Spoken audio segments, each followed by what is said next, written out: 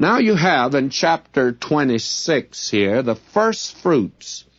And this is Thanksgiving, by the way. We probably should have had this chapter a long time ago. But this is the first Thanksgiving, actually.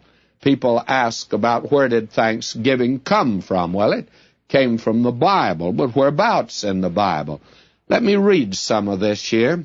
Now, this is chapter 26 of Deuteronomy, verse 1. It shall be, when thou art come in unto the land, which the Lord thy God giveth thee for an inheritance, and possessest it, and dwellest therein, that thou shalt take of the first of all the fruit of the earth, which thou shalt bring of thy land, that the Lord thy God giveth thee, and shall put it in a basket, and shall go unto the place which the Lord thy God shall choose to place his name, and thou shalt go unto the priests that shall be in those days, and say unto him, I profess this day unto the Lord thy God, that I am come unto the country which the Lord sware unto our fathers for to give us.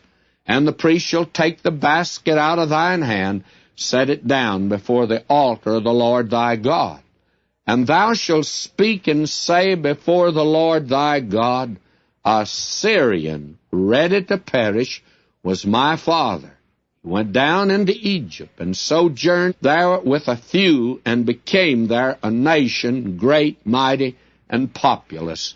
And then he recounts the history of these people. And then he makes this as an offering unto God, a thanksgiving offering to God. But there are two things here that I'd have you note in this chapter.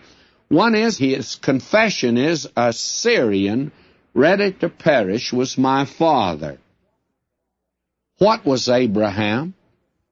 Was Abraham an Israelite? No, he actually was not.